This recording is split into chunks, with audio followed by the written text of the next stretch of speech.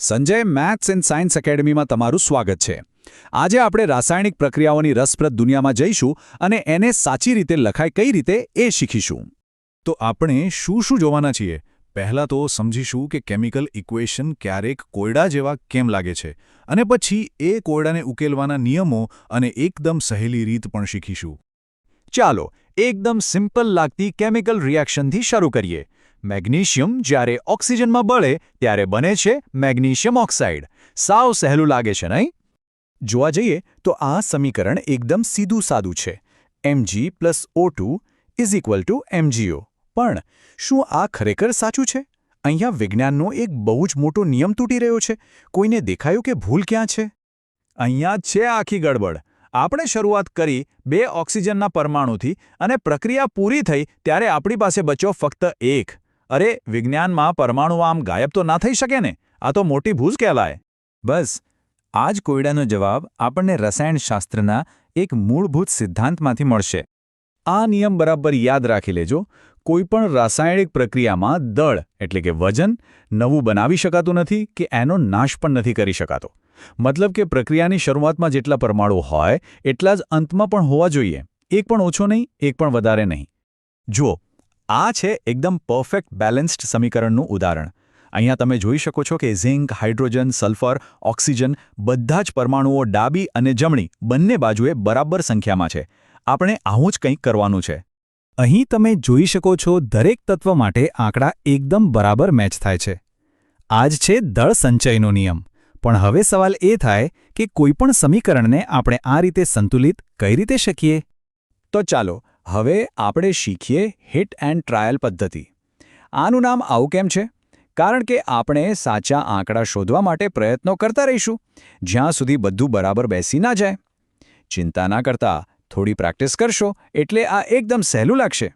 આપણે એક નવું થોડું અઘરું સમીકરણ લઈશું અને તેને આ 4 સ્ટેપ્સથી સોલ્વ કરીશું. સ્ટેપ બાય સ્ટેપ બધું સમજાઈ જશે. આપણો નવો કોયડો છે આયન એટલે કે લોખંડની પાણી સાથેની પ્રક્રિયા.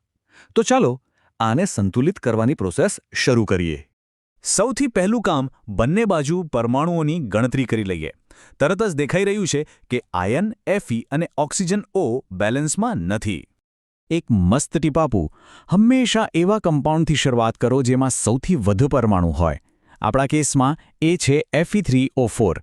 આનાથી શરૂ કરશો ને તો કામ ઘણું સહેલું થઈ જશે. તો ઓક્સિજનને બેલેન્સ કરવા માટે આપણે H2Oની આગળ 4 મૂકી દીધો. ઓક્સિજન તો બેલેન્સ થઈ ગયા, પણ એક મિનિટ. હવે જુઓ, ડાબી બાજુ 4 × 2 એટલે કે 8 હાઇડ્રોજન થઈ ગયા અને જમણી બાજુ તો ખાલી 2 જ છે. લો, એક પ્રોબ્લેમ સોલ્વ કર્યો, ત્યાં બીજો ઊભો થઈ ગયો. તો હવે શું કરીશું? સિમ્પલ. હવે આપણે હાઇડ્રોજનને બેલેન્સ કરીશું. સરસ. હવે ઓક્સિજન અને હાઇડ્રોજન બંને પરફેક્ટલી બેલેન્સ છે. હવે ખાલી એક જ તત્વ બાકી રહ્યું છે. અને છેલ્લું સ્ટેપ આયનને બેલેન્સ કરવાનું. આ તો સાવ સહેલું છે. અને બસ થઈ ગયું. આપણું સમીકરણ હવે કમ્પ્લીટલી બેલેન્સ્ડ છે. દરેક પરમાણુનો હિસાબ મળી ગયો છે. પણ શું આટલું પૂરતું છે? ના, હજી આપણે આ સમીકરણને વધુ સારું બનાવી શકીએ છીએ. કેવી રીતે? ચાલો જોઈએ. રસાયણશાસ્ત્રીઓ પદાર્થની ભૌતિક અવસ્થા બતાવવા માટે આવી નામી સંજ્ઞાઓ વાપરે છે. જેમ કે S એટલે ઘન, L એટલે પ્રવાહી, G એટલે વાયુ અને AQ એટલે કે પાણીમાં ઓગળેલું દ્રાવણ.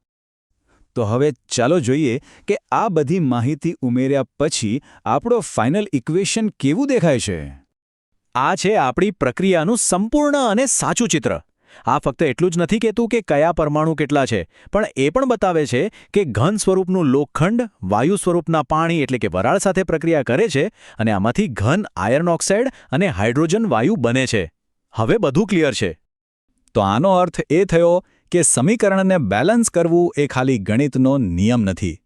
એ તો કુદરતની એ રીત છે જે આપણને કહે છે કે આ દુનિયામાં કશું પણ ખોવાઈ જતું નથી. દરેક પરમાણુનો હિસાબ રહે છે. જો તમને આ રીતે રાસાયણિક સમીકરણનો કોયડો ઉકેલવાની મજા આવી હોય તો સંજય મેથ્સ એન્ડ સાયન્સ એકેડમીને લાઇક, શેર અને સબસ્ક્રાઇબ કરવાનું ભૂલતા નહીં. આપણે આવા જ રસપ્રદ ટોપિક સાથે ફરી મળીશું.